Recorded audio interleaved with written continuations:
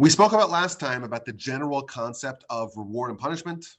We proved that the Almighty indeed dispenses reward and punishment. If someone does a mitzvah, if someone adheres to the will of God, they will be the recipients of reward. If someone transgresses the will of God, they will be recipients of divine punishment. Of course, we talked about the ideal. On an idealized world, we should be motivated for altruistic reasons to do mitzvos. We should try the mitzvahs not necessarily because of the reward, and we should avoid transgressions not to avoid punishment. But of course, that's a very high level. And beginners should, we're told, in fact, be motivated by reward and punishment. And we spoke briefly about the concept of the afterlife, how it is the venue of reward and punishment in most cases. Today, I want to get down to the specifics and to broaden our discussion about the systems and the nature and the unique characteristics of divine reward and punishment. The concept of reward and punishment exists in our world. Humans, we reward good behavior and we punish bad behavior. But I want to focus now specifically on what we know about how the Almighty dispenses reward and punishment, because we will discover that it is in fact different than the way we do it here. So let's begin. The first idea is based upon a verse in Devarim, chapter 32. This is Deuteronomy chapter 32, verse 4. This is part of the Song of Ha'azinu. And it tells us that God is fair and just and precise in judgment. The way he doles out reward and punishment is with precision and with justice. Hatzur Tamim Pa'alo, the rock, his deeds are perfect. Tichol Rachav Mishpat, all his ways are just. Elu Manovein Avel, he's a faithful God, a trustworthy God, and there's no iniquity, there's no corruption. Tzadik v'yashar hu, he is true, he is righteous, he is upstanding. What does this mean? So Rashi tells us a bunch of interesting aspects of divine reward and punishment. So first of all, he tells us, Hatzur Tamim Pa'alo, God is like a rock. It's a name of God, but his deeds are perfect. What that means is, even though the Almighty is omnipotent, even though the Almighty is all-powerful, nevertheless, when he metes out punishment upon the wicked, he doesn't come at them with a flood.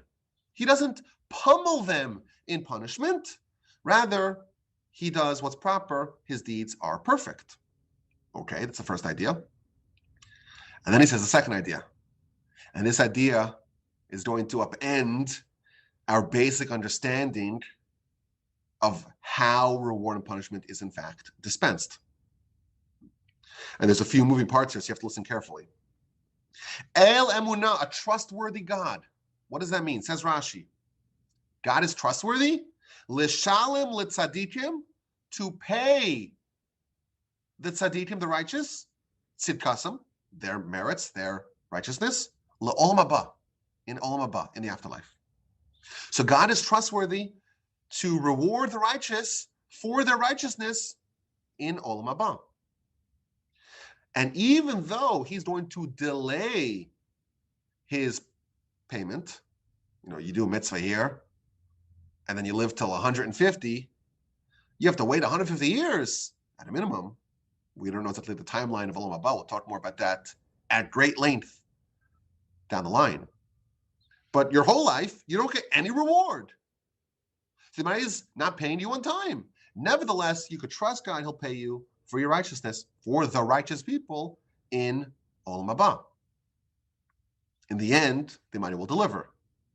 Ve'ein aval, and there's no iniquity. What does it mean that God's treatment of us is fair? There's no iniquity. Af l'rishayim, the Almighty will also reward the wicked. He will pay their reward for their righteousness, whatever righteousness a wicked person has, be'olam hazeh, in this world.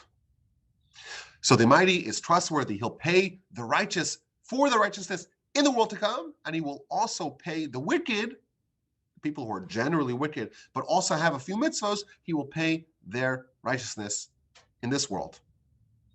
concludes the verse, Tzaddik v'yasharhu, God is righteous and upstanding. Everyone justifies the judgment of God. So Rashi tells us something very interesting. God is just. God is fair. God is righteous in dispensing reward and punishment. So that's the general idea of the verse.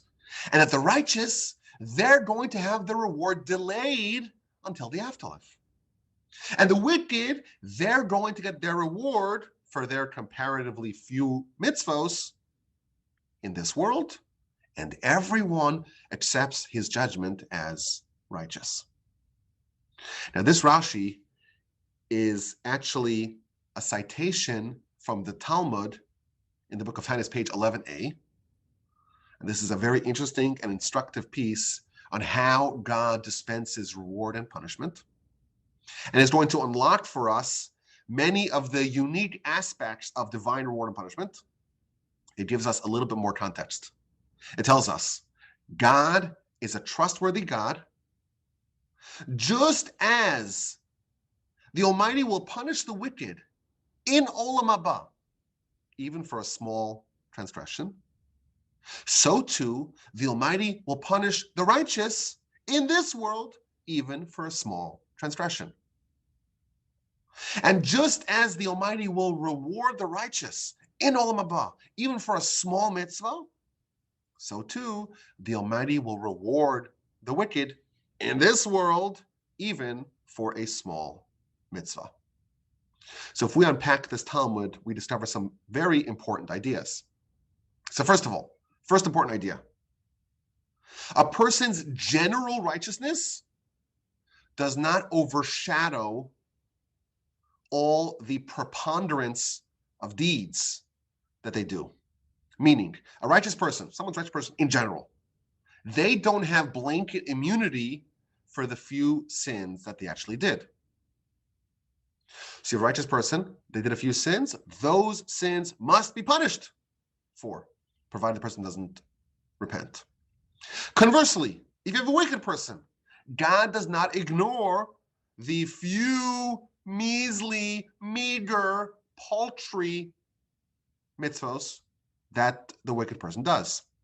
Every mitzvah, no matter how big or small, and no matter the relative righteousness of the person who does it, that mitzvah engenders reward. Similarly with transgressions.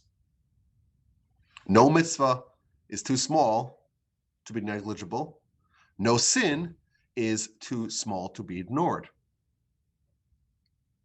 So that's idea number one. Righteousness of the individual does not overshadow all their deeds, and there are different sizes of mitzvahs relative to how much reward they get, similarly with sin, and all that's accounted for. But the big bombshell of this Talmud is that the venue of reward and punishment is different for the righteous and the wicked. The righteous are punished here for their few sins and rewarded in Olam Haba, in the future, down the line, for their many mitzvos. And the wicked get the opposite treatment. They are rewarded here for their few mitzvos, and they are punished in Olam Haba for their many sins. So when we say that there's no ultimate reward for mitzvahs in this world, we have to be much more nuanced about it. Excuse me. That is referring only to the righteous who have their reward saved for Olam Haba. For the wicked, they in fact get their reward here. So let's explain what this is actually telling us. Ultimate reward and ultimate punishment is indeed reserved for Olam Haba. But depending upon the righteousness of the individual, that will determine if they are recipient of ultimate reward or of ultimate punishment. Every person, they have their ultimate state, and then they have the incidental things that they do out of character. A righteous person, their ultimate state is one of reward, because ultimately, kind of in aggregate, they're a righteous person. They have some incidental sins. And all incidentals are dealt with here. For the righteous, the incidentals, well, that's the sins, and that is dealt over here. For the wicked, their ultimate standing is one of being wicked, and what's incidental are those mitzvos, and again, incidentals are dealt with here. So we could still say that ultimate reward and punishment is dispensed in Olam Haba, but a person who is righteous in general, their ultimate destiny is that of reward, and therefore they get the reward in Olam Haba. A person who is generally wicked, their ultimate destiny is punishment because they're ultimately a wicked person, and therefore that too is reserved for Olam Haba. Olam Haba is the place, the world to come, the afterlife is a place where a person's ultimate standing is determined. And here, in this world, that is where we address the incidentals. The mitzvos of the wicked, those incidental few mitzvahs that they did, addressed here. The few sins of the righteous, those incidentals, are addressed here. Incidentals are dealt with in this world. The ultimate venue of reward and punishment is, in fact, the afterlife. Now, this brings us to another critical point, which I like to call the Almighty's pro-choice stance. I'm trying to get everyone's attention here. Listen to this. We know that reward in Olam Haba greatly exceeds reward in this world. How do we know that? Because it says so explicitly. The Mishnah tells us in the 4th chapter of Pirkei Avos, Yafeh sha'a achas shel kol ras ruach b'olam haba. It's better to have 1 hour of pleasure in the afterlife. That is greater mikol chayei olam hazeh, than all the life of this world. Reward in the afterlife dwarfs reward in this world. And therefore, we have a problem. Because the verse is touting the Almighty's fairness. He is a trustworthy God. He's a fair God. There's no iniquity. He's righteous. He's upstanding. Yet when the Talmud explains the system here, it's describing a very unfair, a very inequitable system. Why? You have a righteous person, does a mitzvah. You have a wicked person, does the identical mitzvah. Because for the righteous person, that's part of their ultimate destiny. That is reward in Olam Haba. And because this is part of the incidental behavior of the wicked person, it's rewarded here. So you have a system where 2 identical mitzvahs are done, and one of them receives a reward in the ultimate venue of reward, and that's much greater than the wicked person who receives reward in this world on a much lower level. And yet the Talmud says that this is the interpretation of the verse that says God is fair. And the answer is that God is pro-choice. The Almighty says, you did a mitzvah, you will get reward. And not only will I give you reward, I will let you choose which part of your existence is primary and which part of your existence do you want to have the reward paid out to you. Not only will the Almighty reward good deeds, the Almighty gives you the choice. Which world do you want to be paid in? What currency do you want to be paid in? Do you want it in this world, or do you want it in Olam Haba? A righteous is someone who implicitly says, I favor my soul over my body. I favor my spiritual half over my physical half. That's the definition of a righteous person. And therefore, that person, the righteous person, is implicitly requesting from God, reward me in the afterlife. A wicked person, by definition, is someone who prioritizes the physical, the transient nature of a body, and therefore is making a request from God, please reward me here. And God's pro-choice. God says, okay, you want the reward in Olam Haba? I'll reserve it for Olam Haba. You want the reward here? I'll give it to you here. It's up to you. You make a choice which half of your existence you want to make primary and which half you want to be only incidental. It's super duper fair. Not only will the Almighty reward the wicked for every mitzvah they do, the Almighty will also let the wicked choose to be paid here. Which is, by the way, why it's very important, or it's very beneficial, to not choose to cash out early, because then you are going to be exhausting your reward for Olam Haba. If you say, God, pay me in pesos, God says, okay, is that what you want? I'll pay you in pesos. Or you could say, pay me in kilos of gold in the afterlife. And by the way, this is a tangent here. Abraham and Jacob, they're both terrified that they have exhausted all their reward over here. Chapter 15, chapter 15 of Genesis, that is, God has to reassure Abraham, don't worry, your reward is reserved for the afterlife. When Jacob is about to reunite with his brother Esav, he's worried that he has become small, he has been diminished by all the goodness that might did for him in this world. We see a pattern that the righteous are very wary of receiving any reward here because it may detract from their reward in the afterlife. But that's, again, an idea. This is a foundational idea of how the Almighty dispenses reward and punishment.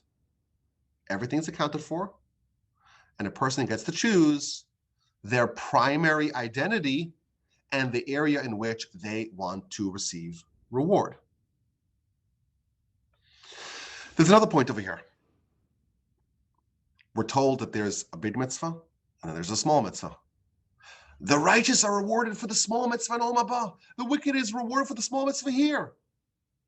There is size relative to reward in mitzvahs and in sin.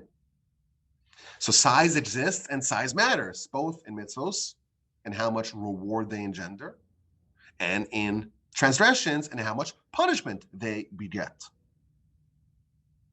What determines the size, the robustness of a mitzvah that gets a big fat reward, and what determines the size and robustness of a sin? The answer is found in a very short Mishnah in the end of the 5th chapter of Pirkei Avos. Lifum tzara agra. To the degree of pain is the degree of reward. The more difficult it is for a person to do something, the greater their reward that they earn for that thing. Meaning this is completely individualized. For one person, doing a mitzvah, a given mitzvah, is relatively easy, and therefore the reward is relatively small. For a different person, the identical mitzvah may be very difficult, and therefore the reward that gets is much bigger. And there could be two different people doing the identical mitzvah. There could be also one person doing the identical mitzvah at a different time.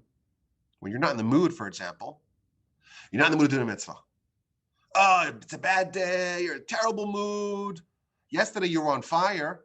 Yesterday you were just firing on all cylinders. You were in a great mood. It was really easy for you to do the mitzvah.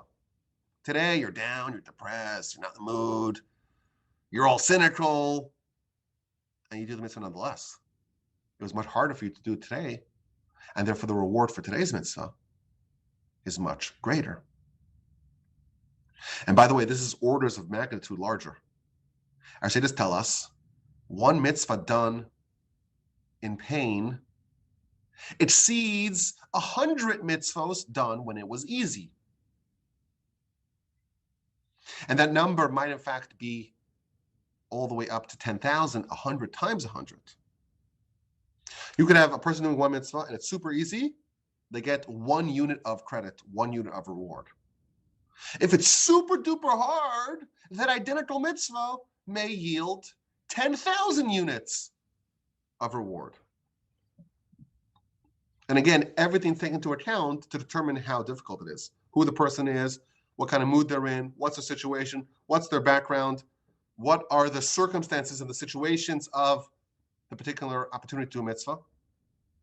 So I'll give you an example. For me, it's really easy to keep Shabbos. Totally easy. Why? I've done it my whole life. I always say I'm brainwashed. I've been brainwashed. I've been indoctrinated.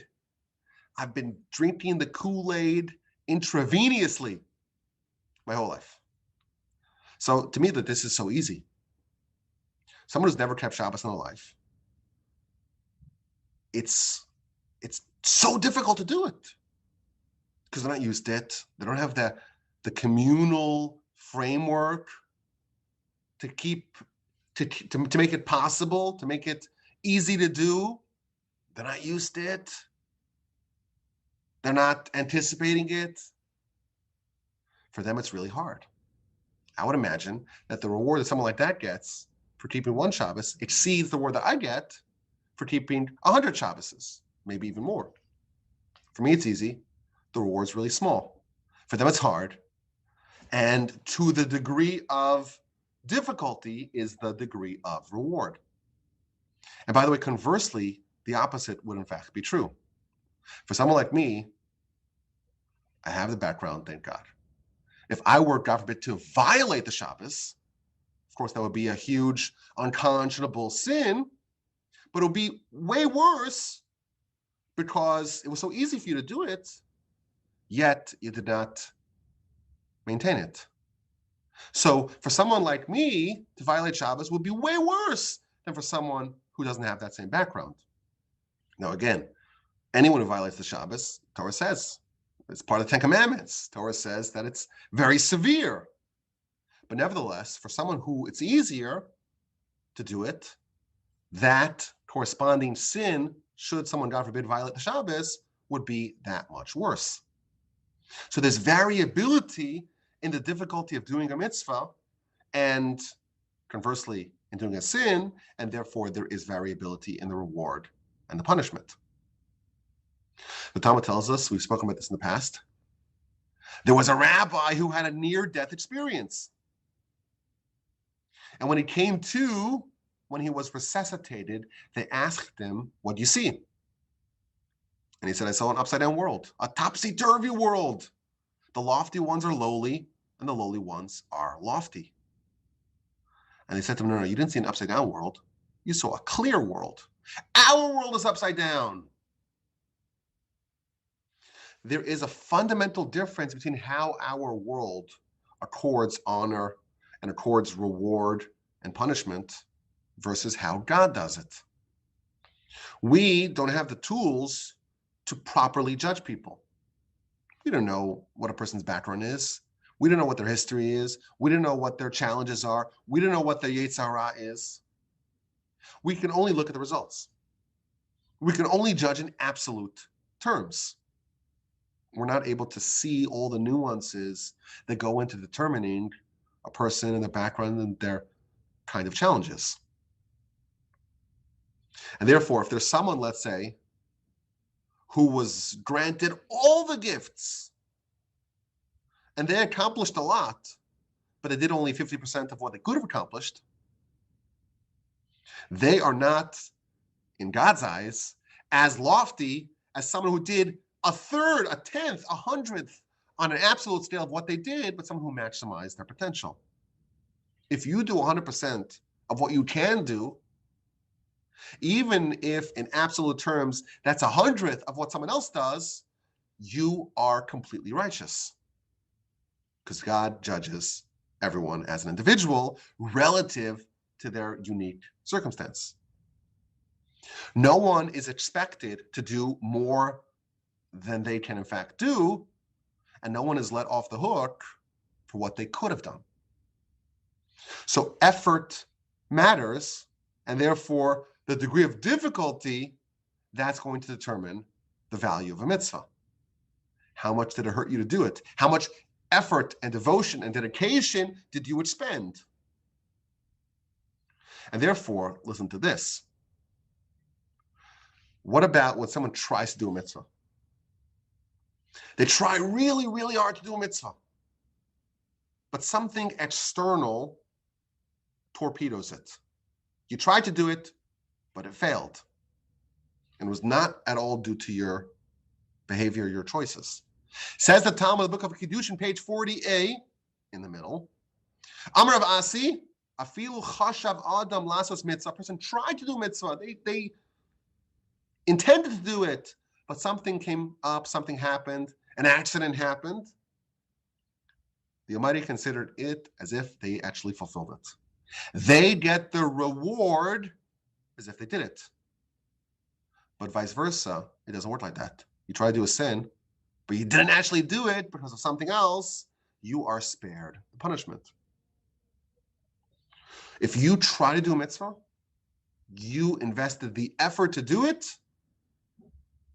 that will grant you reward. And by the way, this is an amazing difference in the reward that God distributes versus how we do it. Here, you are rewarded for what you actually accomplished. So suppose you work really hard, but for whatever reason it fails, you're out of luck. You try to study your mathematics or your science and you write half your dissertation, and for whatever reason you can't finish it, you get 0 credit in this world. No one cares how much you actually tried. In Torah, the effort is rewarded. And therefore, someone can have enormous accomplishments, but they can be rewarded less than someone who has meager accomplishments, but had to work harder to achieve them. It's a true meritocracy of effort and degree of difficulty, not outcome. There's another idea here. God is fair. God is precise in judgment. Now, if you look at this verse that we quoted in Devarim, Deuteronomy, God is righteous. God is fair in judgment. It seems like it's pretty muted praise. Oh, God's fair? Don't we have human judges that are fair too? Why is this praise that's worthy for God? So the commentaries tell us that in our world, we cannot do true justice. Why is that? Because there are consequences and consequences of consequences. There's the butterfly effect that you have no idea what are the ultimate consequences of your choices. And therefore, you're punishing someone. Let's say you punish someone. You imprison them. They did a crime. You imprison them. You're not just punishing them. You're punishing their colleagues, their family, their neighbors. Who knows how many people you're actually punishing? People who are completely innocent of any crime. But our judicial system cannot take that into account because we're not God. But God is fair in judgment. There is no iniquity in God's system of reward and punishment. And therefore, God will only punish someone if they are, in fact, guilty or they are deserving of that degree of punishment. And therefore, God won't punish daddy if daddy's kids are undeserving or unworthy in any way of having that done to them. So here's a controversial idea. The Chazon Ish, he said that it's a bad idea to get life insurance.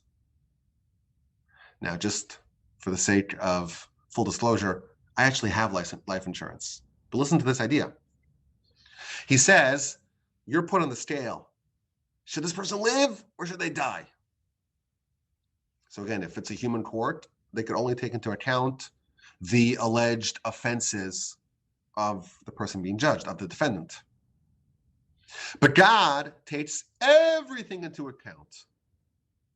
And therefore, if your kids are going to suffer because you're not around, you may be guilty, but the kids are innocent.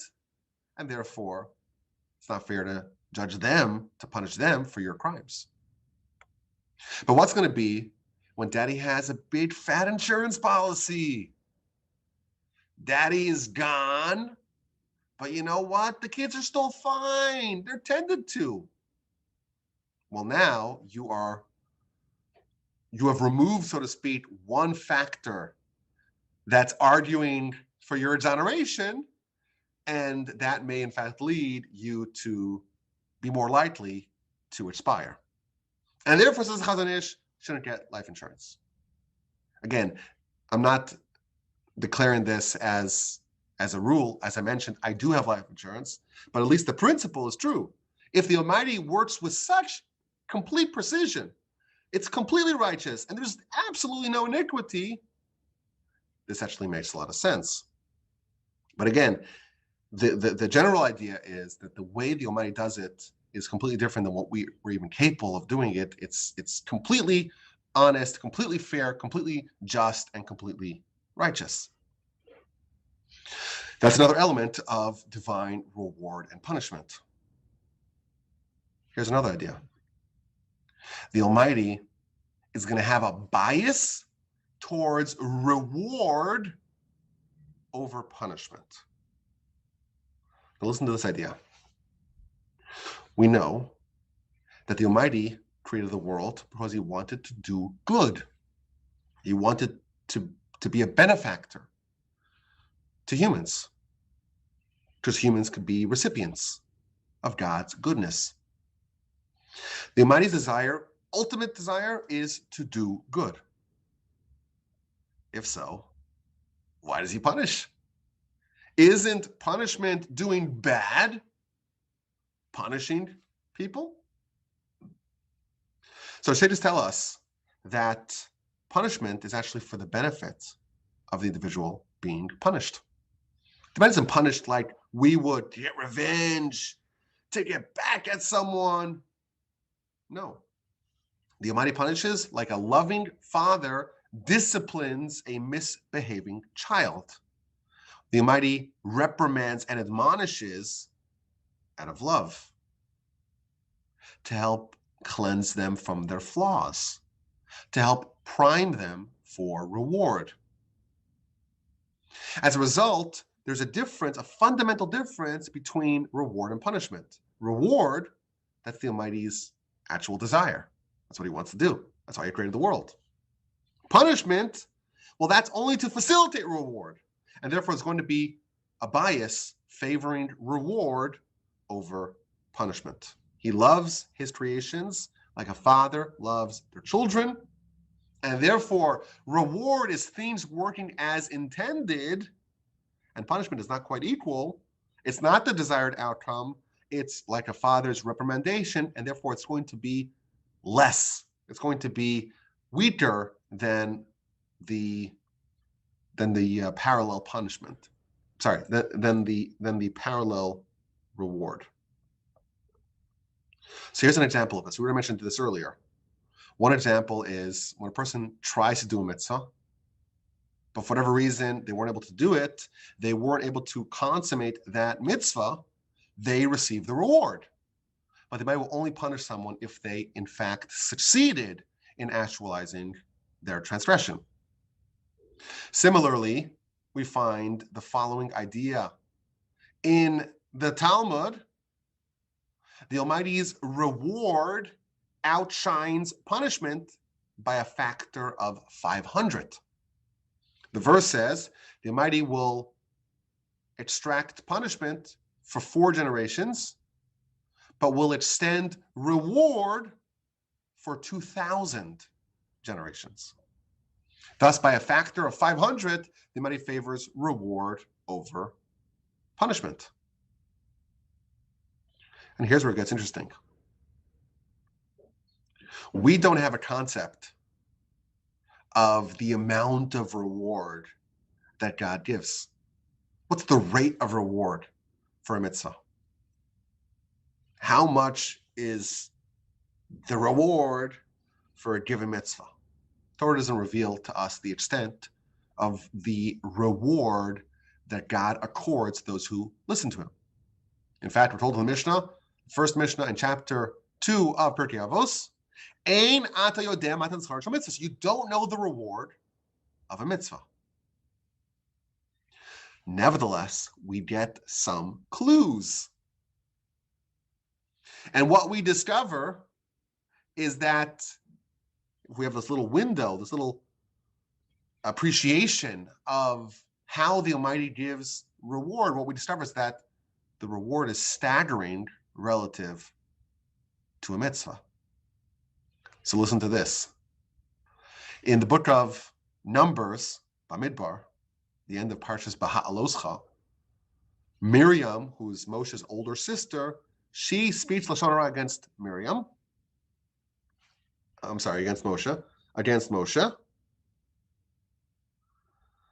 And she gets saras, she becomes a leper.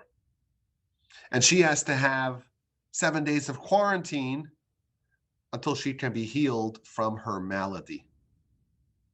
And the verse tells us that the nation did not travel. It was time for the nation to travel. They didn't travel, and they waited for her for 7 days. Why did they wait 7 days for Miriam? It was one old lady. There's a nation of millions of people. Why is everyone waiting for Miriam?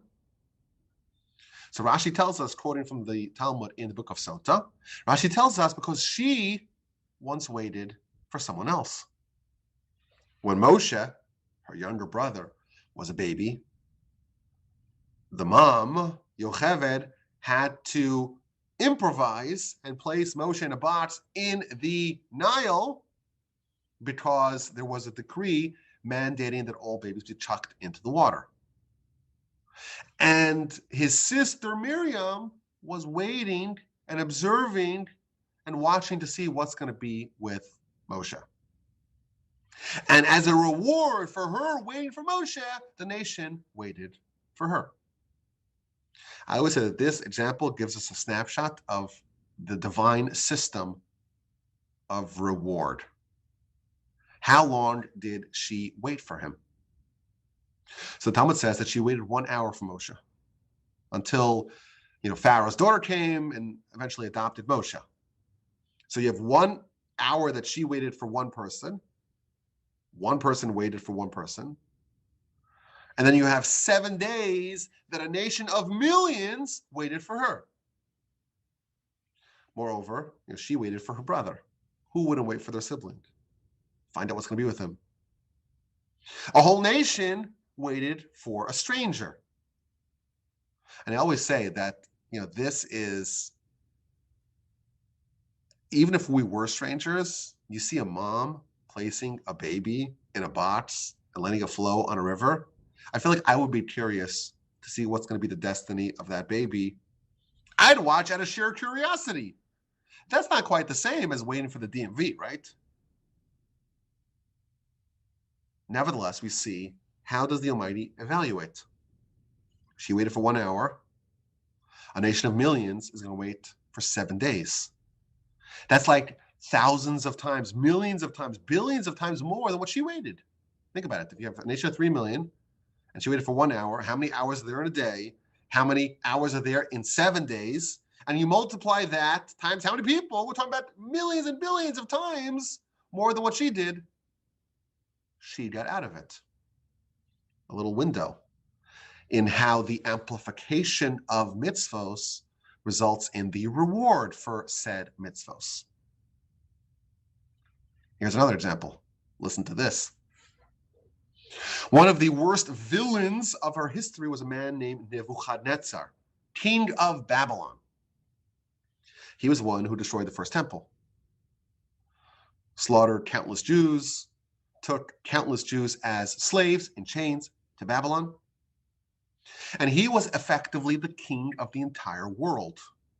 His sprawling empire essentially covered all of the known world or the civilized world at the time. Civilized is a relative term. He was the most powerful man the world had ever seen. How did he get that honor? The Talmud asked that question. How did Nebuchadnezzar, how did he get that honor? Says the Talmud, it was in the merit of the 4 steps that he took. What are these 4 steps? It says the Talmud, this is the book of Sanhedrin, page 96a. He was a secretary who worked for the previous king of Babylon, Merodach Baladan, and this other king of Babylon wanted to write a letter to Chizkiah, the king of the Jews, who was sick. The Talmud tells us, how did he know who Chizkiah was, or that he was sick? It tells us just some interesting backstory here, that Chizkiah was a righteous king, but his father was a wicked king, Achaz. And when Achaz died, there was a miracle that the day was shortened. Why? Because he was such a wicked king, and therefore it was inappropriate to mourn him as you would mourn an ordinary king. And therefore, the Almighty shrunk the day in order that there shouldn't be enough time, or there should be so much time to mourn this wicked king. And when the king of Babylon says, well, what happened today? Why is today such a short day? They said, well, Achaz died. And then when Chizkiah was sick, King Chizkiah, Hezekiah, when he was sick, those extra hours that were removed from the day of the funeral of his father were added to the day so that there's more daylight, so that way his healing happens in a more expedited fashion. And therefore the king of Babylon says, wait, what's happening now? Why is the day so much longer? They'd say to him, well, King Chizkiah is ill. And he says, oh, he's ill. I got to send him a letter wishing him a recovery. So who was writing that letter? Nebuchadnezzar was the scribe. And they were writing the letter, and the letter said, greetings to King Chizkiah, greetings to the city of Jerusalem, and greetings to the great Almighty God. So it said first greetings to Chizkiah, and only subsequently did it say greetings to the great Almighty God. So Nebuchadnezzar, he says, wait a minute, something inappropriate over here. First, you should praise God, and only subsequently should you praise the king Chizkiah. So he ran out after the messengers and says, no, we got to switch it. We got to alter it. We got to alter the text of the blessing. First, you have to say greetings to God, and then you say greetings to King Chizkiah. So indeed, Nebuchadnezzar pursued the messenger, and they revised the letter. Says the Talmud, why did he become such a powerful king? And why did he become the king of Babylon, the king of the whole world? Because he ran 4 paces to uphold the honor of God. Says the Talmud, had he ran even further, he would have completely destroyed the Jewish people. He would have had so much power as a reward for his upstanding of the honor of God, or for standing up for the honor of God, that the Jewish people would have been completely destroyed. His power would not have been curtailed at all. Says the Talmud, imagine the reward of Abraham, Isaac, and Jacob. Nebuchadnezzar was rewarded in this world because he ran 4 paces for the honor of God. Abraham, Isaac, and Jacob, they ran their whole lives like tireless horses to uphold and to stand up for the honor of God. Imagine their reward. Says Rashi, you will be astonished at the reward. If this is what an evil person, King Nebuchadnezzar, has for 4 paces, that's it, 4 steps that he took for the honor of God, he was given so much reward in this world. Imagine the reward for Abram, Isaac, and Jacob. I think this is a valuable idea. The reward is not equal to the effort expended. It's amplified by factors of millions. None of us would say that the deserving reward for 4 paces, when someone walks 4 paces for God's honor, that should result in the honor and distinction and stature of Nebuchadnezzar. We wouldn't say that, but that's how God works. And we have no idea the reward that Abraham, Isaac, and Jacob are getting or are destined to get in the afterlife. We have no idea. Our eye cannot see that.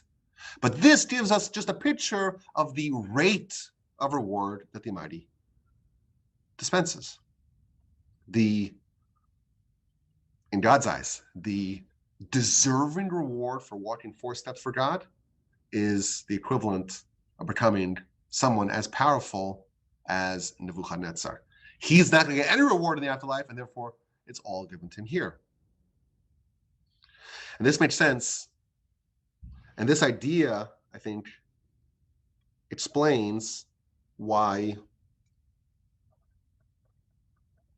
And this idea explains why our sages always remind us to keep in the back of our minds the concept of reward and punishment, so that way we don't sin in this world. Look at three things, visualize three things, and you will not sin, says the Mishnah in the beginning of the second chapter of Pirkei Avos. Know what's above you, a seeing eye, a listening ear, and all your deeds are inscribed in a book. The first Mishnah of the third chapter of Pirkei Avos tells us, look at three things, and you won't sin.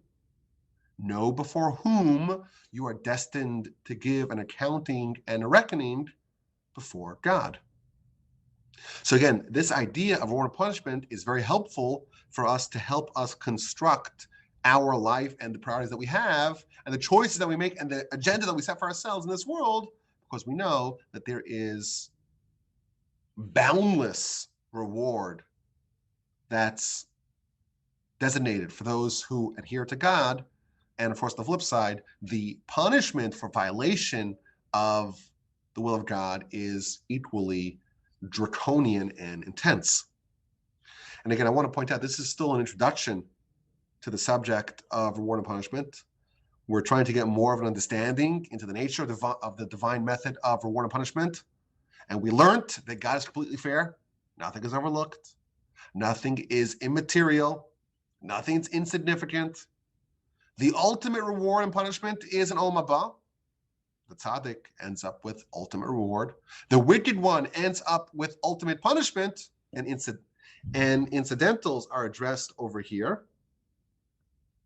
Not all mitzvahs are created equal, and the thing that determines the degree of reward is how difficult it was for a person to do that, and everything is individualized. You get rewarded for your effort. How hard was it? How much did you have to expend? Even if that does not necessarily translate to results. And then we learned about a bias towards reward over punishment. That is what the Almighty is in fact desirous of. There's a factor of 500 more reward over punishment, and we saw a few examples of the staggering rate of reward relative to a person's input. And it's good advice to remember that we will face judgment. That will help us make sure that we live a righteous life and an exceptional life. Of course, there is still so much to cover. We're going to talk about the Gehenna. I'm really excited for that. I read some crazy stuff recently. I'm excited to share that. All about what's all about. What do we know about it? What is beyond us? What happens after you die? Reincarnation. I'm really excited about all these subjects coming up in our Torah 101 series. Until then, my email address is rabbiwolbe@gmail.com.